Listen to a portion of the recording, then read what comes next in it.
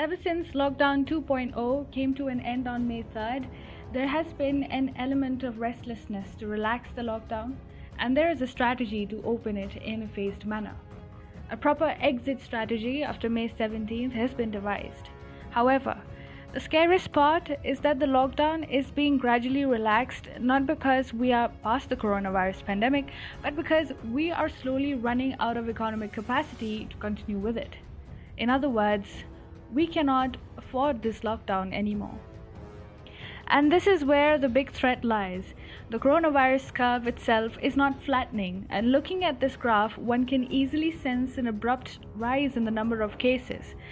This indicates that coronavirus in India has still not peaked. That is, COVID-19 cases have not reached their highest number, after which the number of infections would begin to slow down. We now stand at 59,662 confirmed cases with nearly 2,000 deaths.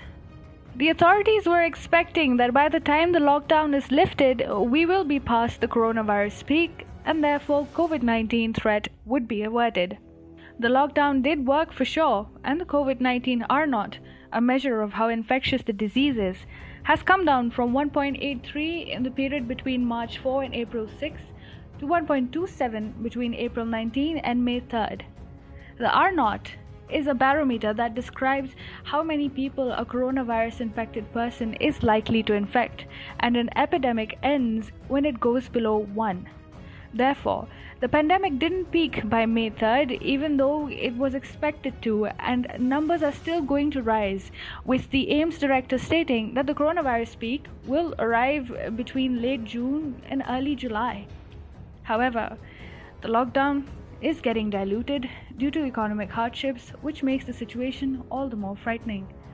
The recovery rate in India is increasing, but the total number of cases is also rising quickly. As of May 8, the doubling rate worsened to 10.2 days after touching a record high of 15 days, which was hailed as an improvement, but the sudden fall to 10.2 days has sent alarm bells ringing for India.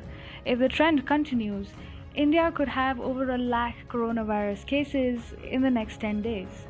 The doubling rate is a function of the number of tests being conducted, and the testing has been scaled up too, with more than 6 lakh of the 14,37,788 tests being conducted in the month of May alone. The day-by-day number of new coronavirus cases reveals a disturbing pattern: high growth in new cases post-May 3rd, when Lockdown 2.0 ended. Also, the number of cases rose abruptly from 40,000 to 50,000 within 4 days, showing that the gains made during the lockdown might be getting compromised.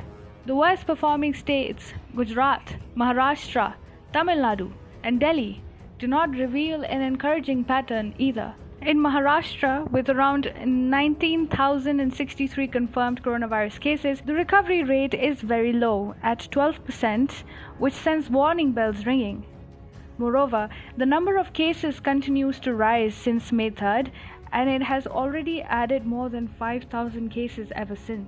Tamil Nadu is the latest cause of worry for India, as the number of coronavirus cases has nearly tripled from 2,058 on April 28 to 6,009 on May 9.